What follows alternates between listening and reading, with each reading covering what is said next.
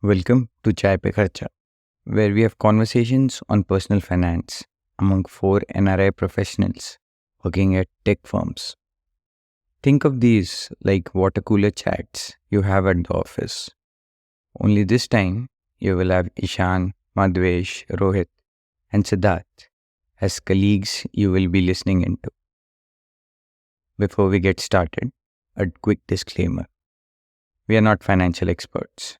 The content provided in this podcast is for informational and educational purposes only.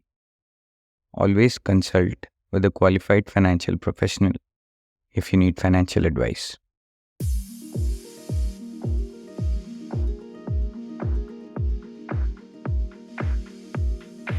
Welcome to another episode of Chai Pe Kharcha. After a long time, we've had all four of us within the same call, and it is a video call. So, two good points today. Today, we'll be talking about a thing that we have referenced in the past in the previous calls multiple times, but never gone deeper. And this conversation is triggered from a recent article that we all read on a suggestion of revision within the standard thumb rule of fire.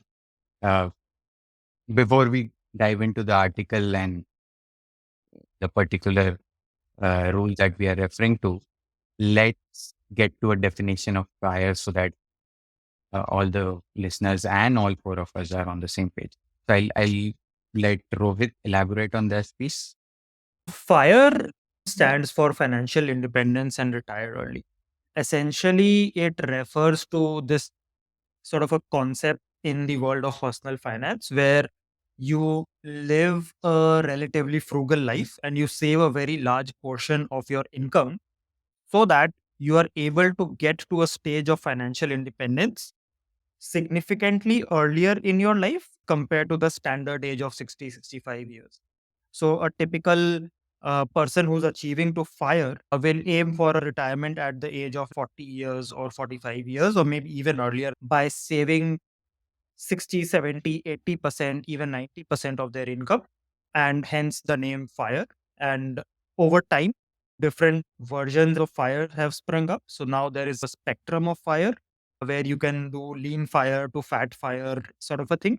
Essentially, the concept embodies the principle of living frugally, saving a lot of your income, investing it wisely in order to achieve financial independence and early retirement. Acha, if you could touch upon the thumb rule that we were going to discuss, the standard fire thumb rule, we'll Definitely. bounce off that. So, part of the fire movement is in the West. It's called the 4% rule.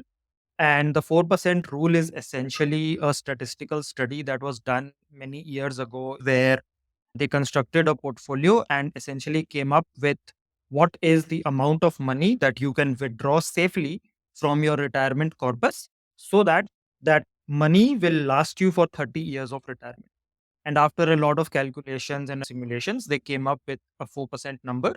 If you have 100 rupees in your retirement kitty, you can withdraw 4% of that every year, which will keep accounting for inflation and make your money last for up to 30 years, assuming that those 100 rupees are invested in a diversified portfolio across equities, debt, and other instruments. That's the 4% rule. And the article that we are going to talk about today basically conducted this sort of a research for the Indian market and came up with some rebuttal about the 4% rule and essentially proposes that for the Indian context, given our inflation, our equity returns from the stock market, returns from debt options like fixed deposits and other such vehicles, 4% rule may be too high for the Indian context. The article proposes sticking to a 3% rule, which means that you either need to have a larger amount of money in your retirement kitty or you need to be content with living a relatively frugaler life compared to someone who might use the 4% rule as their benchmark. The study was conducted on Indians living in India, so not necessarily taking into context NRI environment and opportunities. That's an important piece within this specific study. But before we move on to more specific questions on FIRE and on this article, let's quickly get to a rapid fire round with the FIRE numbers for each of us, right? So FIRE number is what is the retirement corpus that we think is enough when we decide to retire. So let's start with Ishan. Quickly, one number. 20 CR. Okay. Madhvesh? As of today, it would be somewhere around $1 million. Rohit? Based on my calculations, 6.25 CR plus your own house. So yeah, within that, and mine is 10 CR, which I had quoted in one of the previous episodes. Because this is a good topic to go deep into because we have a wide range from 6.5 to 20. Have all of us, and anyone can answer this, have all of us used the 4% rule to do this calculation? Or is it some version of the 4% rule or a totally different method? Mine is a completely different method. That there is no. No 4%. So great. Mine is We'll go into that. Mine is based on the 4% rule, but I have used some extra assumptions to add a buffer. So, I mean, technically, I could probably fire with less than 6 CR also, but I've just added a bunch to inflate that number artificially. Not in the 4 Nishan? or not in the 4% rule. It's based on the assumption of what my expenses are right now and how they would grow. I based it more on what returns I can expect as a guaranteed return, and therefore what can I withdraw from it every year, depending on when I retire. So if I had to do it now to 20 CR, because I also didn't include that I have a house, I don't. So I'll have to use some of that money to buy a house as well. This is just awesome. Let's start with Madhvesh. You said your 8 to 9 CR is not based on the FIRE rule. Is it based on any other rule? And what's the framework of calculation? Mera, there is no as such बाहर ऐसा कुछ rule है क्या? But my approach is like a personally developed approach over the experience that I've done on the investments. The way I'm thinking is like thumb rules. One, I want to go back to India probably sometime later. Second thing is like I approach FIRE in a different way. As per my definition, I'm eligible to FIRE tomorrow. That doesn't mean I stop working tomorrow. My goal till I reach that point is to develop 2 or 3 streams of income where I don't need to think about a withdrawal option. It's more that I am able to source money from different sources.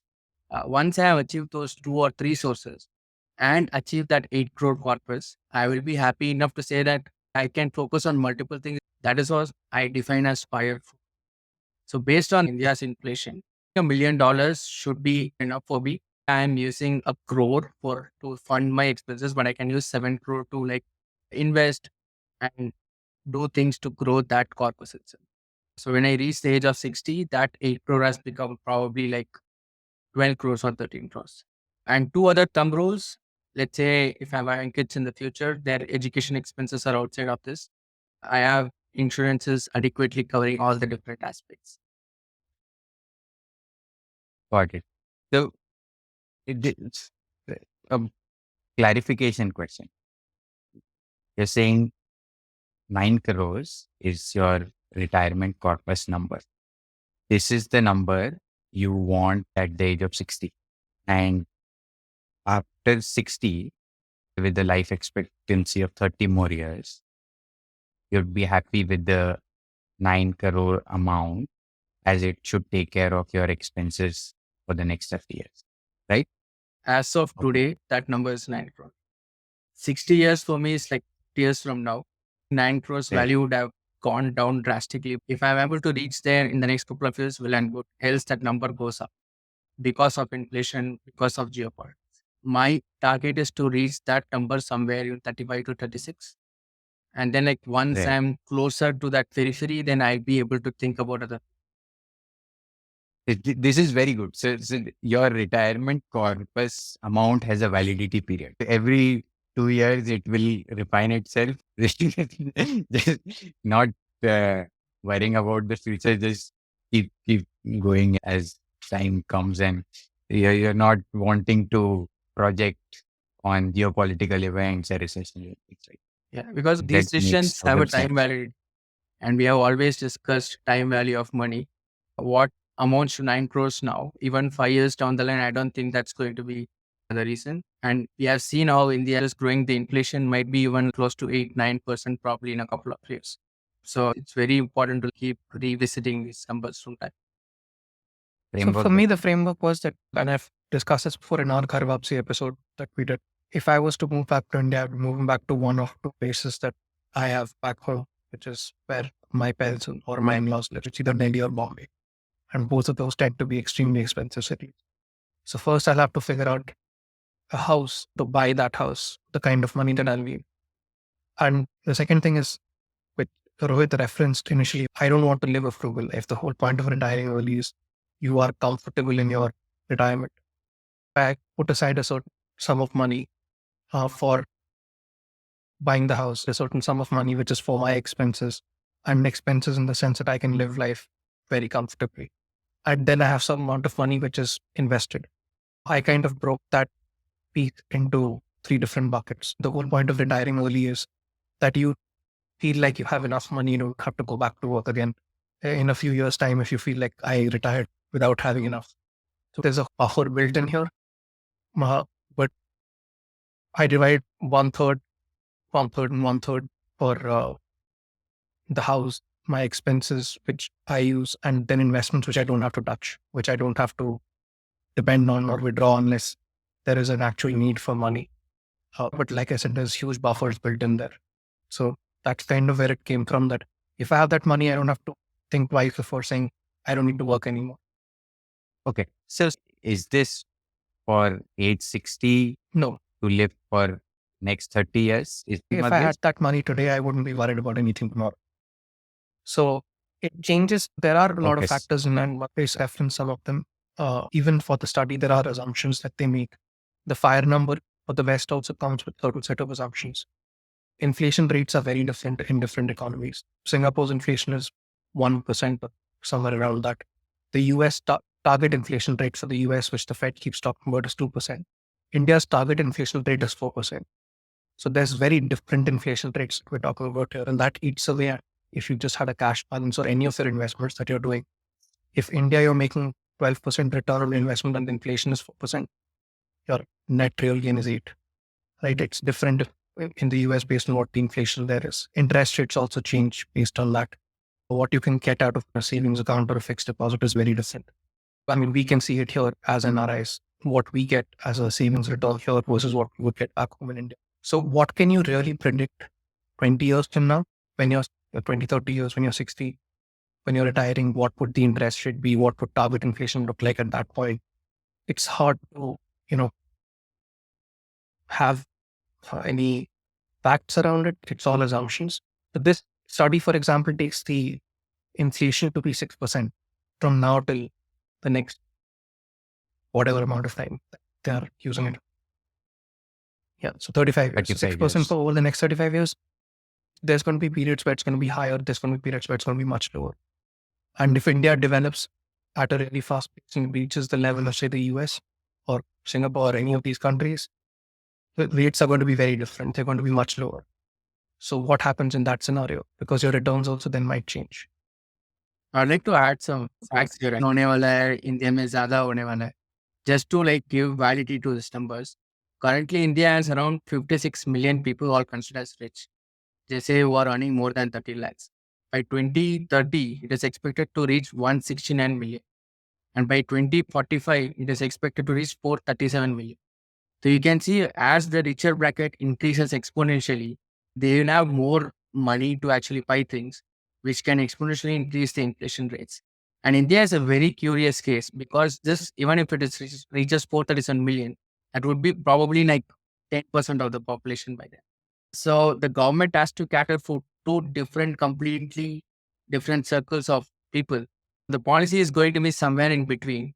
It's not as easy as for Singapore or US to control the inflation as against with India. 6% is a very conservative inflation rate that has been used in the paper. I would consider it somewhere around 10%. Even though the targets might be much lesser, we know what's happening in the reality. Okay.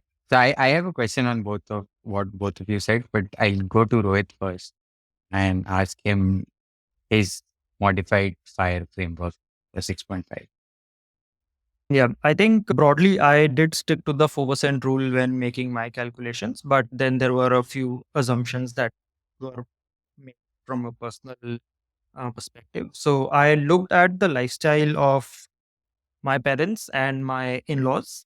Both of them live in tier 2 cities. So my parents live in Kolkata, my in laws live in Bhopal. Cost of living is not that high. Both of those cities provide you with sufficient amount of luxuries and entertainment. So you have all your brands, your restaurants. You see the kind of vacations that they take, the number of outings that they do, maybe like a weekend dinner or a movie or some shopping spree, whatever it is.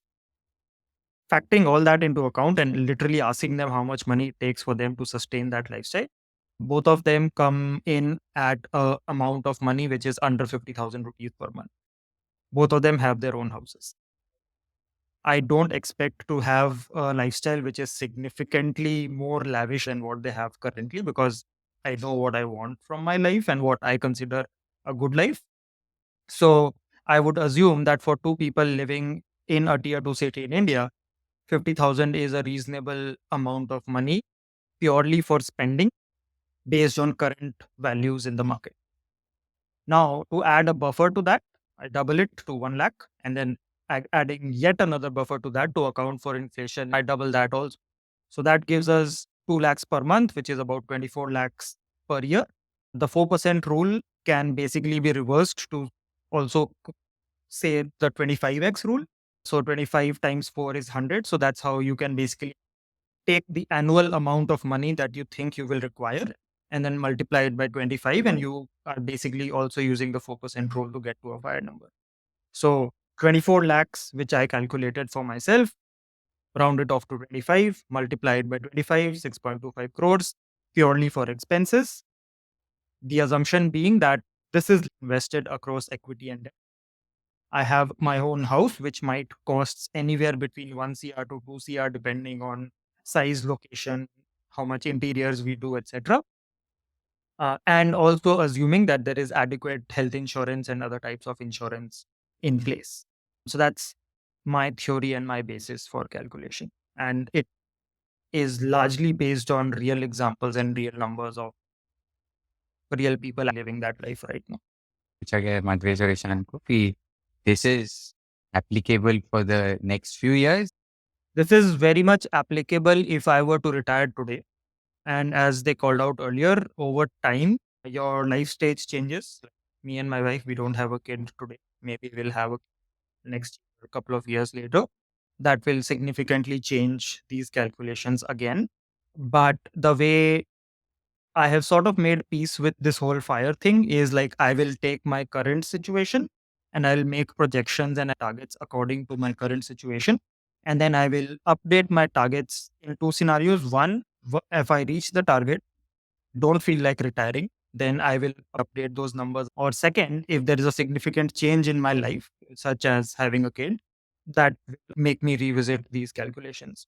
But everything that I explained is based on the current expenses associated with that lifestyle for two people living in India in a tier 2 city, such as a Kolkata or a Bhopal. So I have a question for all three of you. The validity of fire number is only for now, yeah, 1 or 2 years.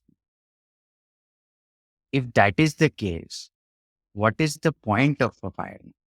Because I would think if a fire number should be a target you want to get to, rather than a target that keeps changing. So changing goalposts, then it just becomes a redundant number that you'll not be looking at. So I let I can start. So go for for it. the higher number, there is obviously a goal you need to reach when you can have 4% of your income that you can withdraw. And you can get it by a certain, you assume you will live for X amount of time. That age is also evolving. The average lifespan of someone living in India might be the average lifespan of someone living in the US. So healthcare depends on where you're staying, depends on your social need. So we have to make assumptions based on how long do you think you will live, right? Which is not a fixed number. So if I was to retire today, and I am assuming that I will live till the age of 90, or you will have to plan and time back that for you could live longer also. If I say I have 50 more years to live, because I am getting close to 40, so I have to plan for 50 more years. That number will evolve based on when I'm retiring. The fire caveat is things. One is what is the amount you need based on your lifestyle, which would assume 35, and also when you can retire. So, I mean, I think those factors are important. If you want to retire today, you have to evaluate for expenses for 50 years. If you're planning financial independence, but plan to work till 60, then you have to plan for fewer number of years after. So it's not that you will have to keep looking at it, but that number changes based on how many more years you will live without work. If that makes sense. मेरा add करना है. The thing is that I think इसलिए should be very different as what I feel. The fire concept that is like propagated today, I think it's aspirational only for a small population who have sold their business to billionaires. It's very difficult to come up with like using all these assumptions as Ishan mentioned कि मैं कितने साल तक जीऊंगा, मेरे कितने बच्चे होंगे, ऐसा सब सोच के एक नंबर अभी ही डिसाइड करना बहुत मुश्किल है. Fire is the goal, should be your corpus goal, using which you can be aggressive in terms of your investments. You can build multiple streams of income no matter what. It is not like कि मैं पैसा आ गया तो मैं काम करना बंद. वैसा अप्रोच में अगर जाना है तो it's very difficult. For that, I would say the best bet is to build a business and sell the business. That will give you better dividends rather than trying to come up with a number and then maybe 3 years down the line you feel that this is not enough.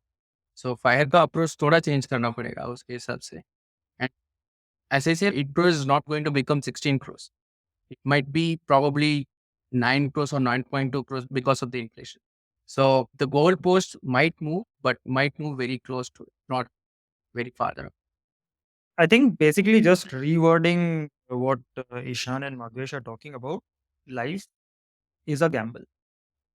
आप कितने साल जियोगे, आप 100 साल जियोगे या आप कल मर जाओगे, आपको नहीं मालूम, right? And as they were saying कि कितना बड़ा घर खरीदना है, कौन सी गाड़ी चलानी है, कितने छुट्टियों पे जाना है, यूरोप जाना है, अमेरिका जाना है, या इंडिया के अंदर ही अपना केरला, आसाम, सिक्किम वगैरह जाना है. You have no idea, right? So the game of fire is basically figuring out a balance between what is aspirational, what is realistic today versus what might be the case, and then just sort of projecting what might be the case tomorrow. And then tomorrow revisiting that whole calculation and figuring out कि यार मैंने जो पिछले साल बोला, that's the game you keep playing with yourself every single year, year over hopefully a very long and healthy life. So that's the whole idea why we keep having to revisit this fire number. And that's generally a good practice that everybody should have, anybody who's aspiring to fire. And as Madhvesh and Ishan called out, fire should ideally be broken down into two parts, which is financial independence, which is a whole other thing. Retiring early is a whole other thing. So you can do both or just one of it and continue working if you're enjoying the work that you do, or at least not be pressured to do the work purely for money. You follow your passion or whatever you want. So is it fair to say that fire or anything equivalent to fire is a framework and not a number? The whole point of it or value of it would be कि had just randomly few years from now you'll decide कि भाई I am done. But at that time you have a framework that you have used in the past. That framework will tell you कि do you have enough to sustain yourself for the next X years or not? Yes. I would agree. Pretty. Yeah. You draw a line in the sand, stop my consumption at this point and live with what I have. I think we can divide the framework into two parts. One, there are certain thumb rules which every practitioner of fire suggests that you should have one own house.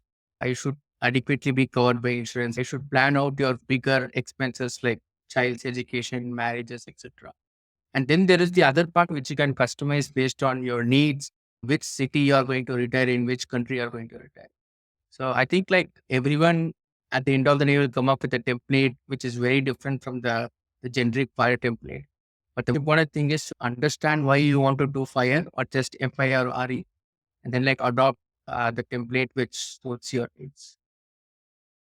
Good discussion, guys. We've given it more time than anticipated. Fire is not as popular as we thought. We'll end the session. Any closing notes from any of you? I'll just quickly add a bit of an NRI perspective to the article that we were referring to earlier. Essentially, as an NRI, and hopefully as a white collar NRI, working in the tech industry, finance industry, anything that pays you a decent amount of money, you have a window of opportunity that is not as easily afforded to a lot of other people from our country. So it's important to realize this early enough and capitalize on that window of opportunity as much as you can, without obviously restricting yourself to living miserable life. Of course, you want to have fun and enjoy your life, but don't miss out on that opportunity while you have that available. Real worthy content. Yeah. Chalo. Thank you for listening in, and see you soon on another episode of Chat with Culture.